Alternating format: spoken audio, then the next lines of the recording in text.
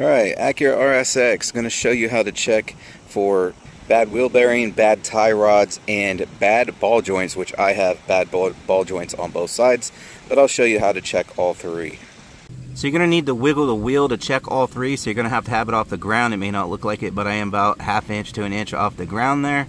So to check the ball joint and the tie rod joints, you're going to grab it here and there, left and right side, one with each hand, kind of hook your fingers into the tread of the tires. And with moderate force, you're going to kind of yank it back and forth, left and right. And if you hear or get popping, clunking sounds, anything like that, it's one of those two. So you just have to visually watch them. It'll greatly help to have a helper so you can see which one you're getting movement, which I will show you on that ball joint. It's bad, we're getting movement. But I want to demonstrate how to do that real quick.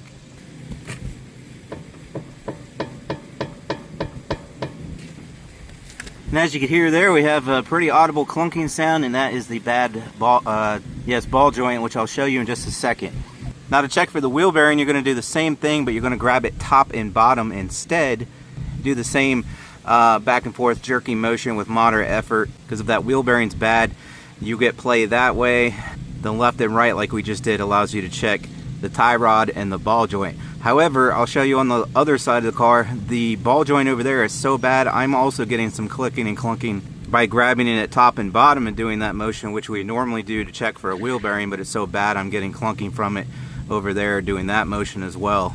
But I know it's the ball joint because I can see the thing freaking moving. So this is part technique and the other part visual. You got to see what's actually moving.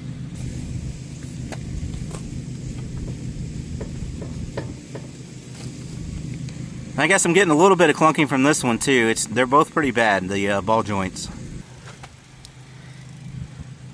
So the tie rod on this car, this is your outer tie rod right here, and they just got a little joint in there that'll move. So when you do the left and right motion, watch to see if you have any motion there.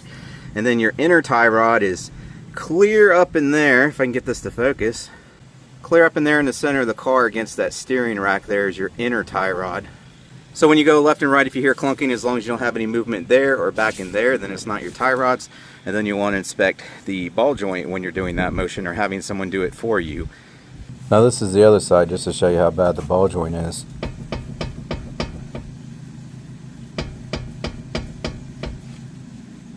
And like I said, this one is terrible. I'm just moving the wheel here with this one hand, pushing in and then letting it go.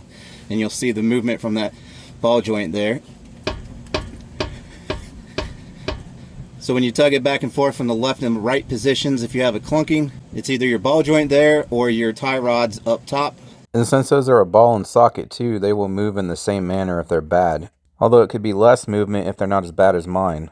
Grab the tire at the top and bottom positions, do the same thing. If you get a clunking that way, but not with the left and right, then that confirms a wheel bearing. However, like I said, if your ball joint's real bad or the tie rod's really, really bad, like my ball joint is here, you can get clunking from those even grabbing top and bottom on the tire. But that's how you check all three. If this video helped you out, be sure to leave me a like. If you have any questions, leave them down below. And if you need any of these parts, I'll try to have them linked under the video. That just depends on if I could find them on Amazon and I would actually trust them to recommend them. Regardless, thanks for watching. Catch you on the next one.